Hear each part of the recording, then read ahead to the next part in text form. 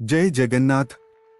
భారతదేశం మరియు ప్రపంచవ్యాప్తంగా ఉన్న సనాతన ధర్మ భక్తులందరికీ నా వినయపూర్వకమైన నమస్కారాలు. భవిష్యమాలిక. మనకు భవిష్యమాలిక ఎందుకు ఉంది? భవిష్యమాలిక భవిష్యత్తులో జరిగే సంఘటనలపై వెలుగునిస్తుంది మరియు ఆ ఈవెంట్లను దశలవారీగా నమోదు చేస్తుంది. మానవత్వం తనను తాను ఎలా రక్షించుకోగలదో కూడా ఇది వివరిస్తుంది. మానవజాతి వారి స్వంత మరియు వారి కుటుంబ జీవితాలను ఎలా కాపాడుతుంది మరియు మిగిలిన మానవ నాగరికతను ఎలా కాపాడుతుంది. తమను తాము రక్షించుకోవడానికి వారు ఏ మార్గంలో నడవాలి అని కూడా భవిష్యమాలికలో వ్రాయబడింది. కాబట్టి ఒకవైపు భవిష్యమాలికలో గొప్ప ఋషి అచ్యుతానంద భవిష్యత్ సంఘటనల గురించి ముందే హెచ్చరించాడు. మరోవైపు అతను ఆ సంఘటనల నుండి తమను తాము ఎలా రక్షించుకోవాలో కూడా ఉపాఖ్యానాలు ఇస్తాడు. నేను ఎప్పుడూ ఈ విరుగుడుల వివరాలను పంచుకుంటూనే ఉన్నాను. ధర్మ మార్గాన్ని అవలంబించండి, దానిని అనుసరించండి, దాని గురించి స్మరించుకోండి మరియు ధ్యానించండి. ధర్మం అంటే ఏమిటి? సూత్రాలు ఏమిటి?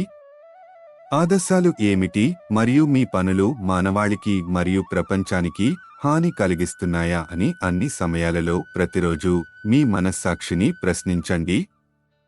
బహుశా మీ పనులు భగవాన్ వేద సూత్రాలను ఉల్లంఘిస్తున్నాయా? వారు సమాజంలో దుహకాన్ని మరియు దుహకాన్ని వెదజల్లుతున్నారా? అప్పుడు మీ మనస్సాక్షి మీ చర్యలు సరైనవా లేదా తప్పు అని మీకు తెలియజేస్తుంది. ఈ విధంగా మాలిక వీటిని తీర్చడానికి వ్రాయబడింది. సుమారు 500-600 సంవత్సరాల క్రితం మాలిక వ్రాయబడింది. అంతకు ముందు భగవాన్ అవతారమైన బుద్ధదేవ్ ఈ మధ్య ప్రపంచంలో అవతరించారు.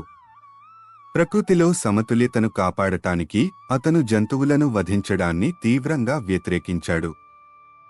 బుద్ధదేవ్ సత్సంగం నిర్వహించడం ప్రారంభించాడు మరియు జంతు హత్యలను వ్యతిరేకించాడు. देहराश्रुति जातं सदाया हृदय दर्शित पशुघातं केशवधृत बुद्ध शरीर जय जगदीश हरे हरे हरे जय जगदीश हरे. ఈ రోజుల్లో కొంతమంది భక్తులు బౌద్ధమతాన్ని అనుసరించేవారు కూడా మాంసాహారం తినడం వల్ల పాపం జరగదని నమ్ముతారు. ఇప్పటికే చనిపోయిన జంతువులను తినవచ్చు వారు అలా అంటారు. కాని వాస్తవానికి భగవాన్ బుద్ధుడు ప్రధానంగా జంతువులను చంపడాన్ని వ్యతిరేకించేందుకే అవతరించాడు. జంతువుల వధకు వ్యతిరేకంగా పోరాడాడు. కానీ నేడు జంతువుల వధ విపరీతంగా పెరిగిపోతోంది. మానవులు పాపాలను వ్యాపింపజేస్తున్నారు. భ్రూణహత్యలు, మాతృహత్యలు, పితృహత్యలు మరియు గోహత్యలు చాలా విపరీతంగా పెరుగుతున్నాయి. వాటిని భరించడం చాలా కష్టం. మానవులు తమ ఆహారంగా వాటిని మింగివేయడానికి అమాయక మరియు సాధారణ జంతువులను రోడ్డు మధ్యలో నరికివేస్తారు. కాబట్టి వారు అలాంటి పాపాలకు చెల్లిస్తారు. ఇలాంటి పాపులకు శిక్ష తప్పదు. అలాంటి పాపులెవరూ రక్షింపబడరు. వారు ఎంత శక్తివంతులు, సమర్థులు మరియు శక్తివంతులు అయినప్పటికీ భగవాన్ ధర్మాన్ని స్థాపించాలనుకున్నప్పుడు అతను ఏదైనా చేయగలడు.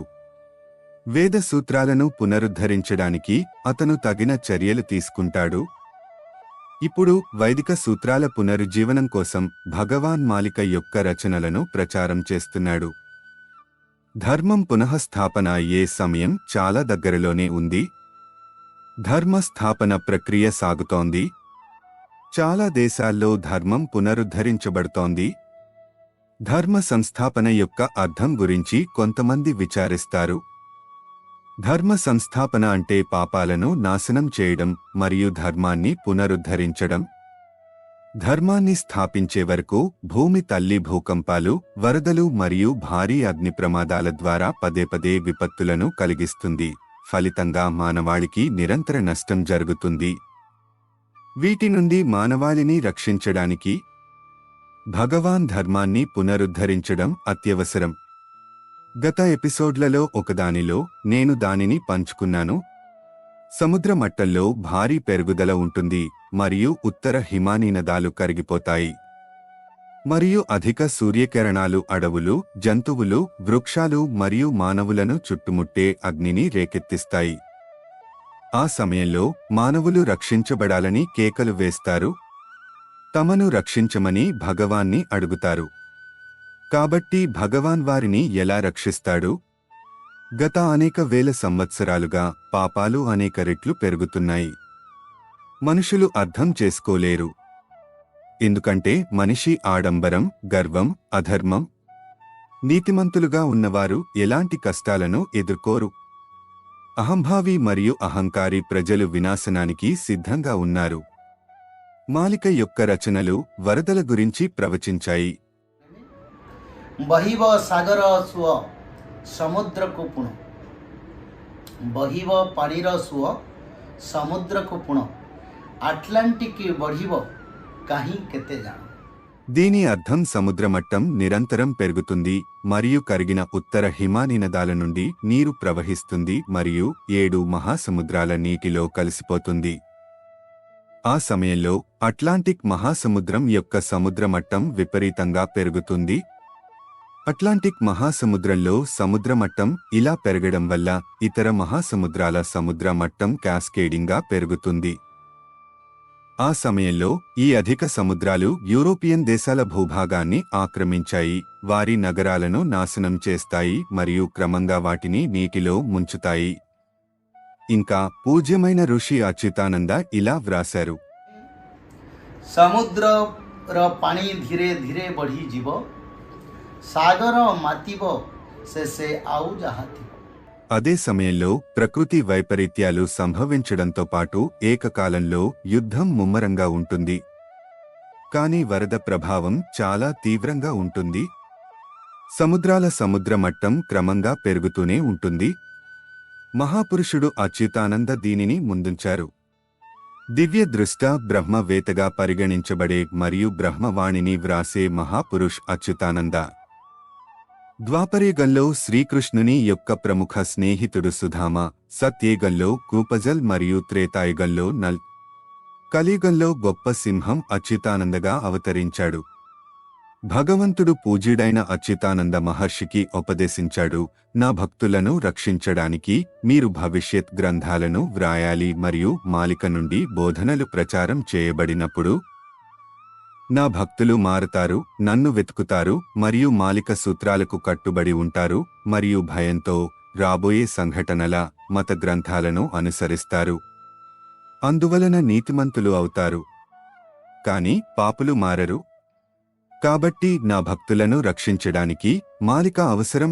భగవాన్ ఈ సూచనలను మహాపురుష్ అచ్యుతానందకు ఇచ్చాడు. అందువలన అతను మాలికను వ్రాసాడు. అతని ప్రవచనాలు బ్రహ్మవాణి నుండి వచ్చాయి. కాబట్టి వారు ఎప్పటికీ తప్పుపట్టరు. ఏ సంఘటనలు జరిగినా అన్నీ మాలికలో వివరించబడ్డాయి. దయచేసి 2014 సంవత్సరం నుండి నా వీడియోలను చూడండి. ఇక్కడ నేను మాలిక నుండి అంచనాలను పంచుకున్నాను మరియు వాటిలో ప్రతి ఒక్కటి నిజమవుతున్నాయి. భవిష్యత్తులో జరిగే సంఘటనల గురించి కూడా నేను మీకు చెప్పబోతున్నాను. మీరు దానిని గమనించండి, విశ్లేషించండి మరియు అనుసరించండి మరియు ఏమి జరుగుతుందో మీరే చూడండి. ప్రళయకాలము ముంచుకొస్తున్నట్లయితే ధర్మ మరియు ధార మార్గాన్ని అనుసరించడం ద్వారా మాత్రమే రక్షించబడవచ్చు. ఒక వ్యక్తి తన ధర్మం నిర్దేశించిన విధులను నిర్వర్తించాడో లేదో అతని పనులు నిర్ణయిస్తాయి. ఈ రెండింటి మధ్య సమతుల్యతను మనం కాపాడుకోగలిగితే మనం రాబోయే సత్యయుగానికి, రామరాజ్య యుగంలోకి ప్రవేశించగలము. కాల మార్పులతో మానవత్వం కూడా కలియుగం నుండి సత్యయుగానికి పురోగమిస్తుంది. మనం ఇప్పుడు ధర్మాన్ని అనుసరించడం ప్రారంభిస్తేనే. ఇక నుండి మనం పాపాలు చేయకూడదు, పుణ్యకార్యాలు చేయకూడదు. అప్పుడే మనం సత్యయుగ రాజ్యాలలోకి ప్రవేశించగలం. అందరూ మాలికను అనుసరించాలి మరియు భగవాన్ ఆశ్రయం పొందాలి. టైమ్స్ బాగోలేదు, మరిన్ని వ్యాధులు రావాలి. సమీప భవిష్యత్తులో మీరు చూస్తారు. రోగాలు వస్తాయి. మనకు రోగాల నుంచి విముక్తి లభించలేదు. మరెన్నో మహమ్మారి, అంటువ్యాధులు మరియు వివిధ వ్యాధులు దాడి చేస్తాయి. కరోనా మాదిరిగానే అనేక వ్యాధులు ప్రబలుతాయి. ధర్మం లేకుండా మనల్ని మనం రక్షించుకోలేము. మీకు ముందే చెబుతున్నాను, మారమని ఈ గ్రంథం మిమ్మల్ని హెచ్చరిస్తోంది.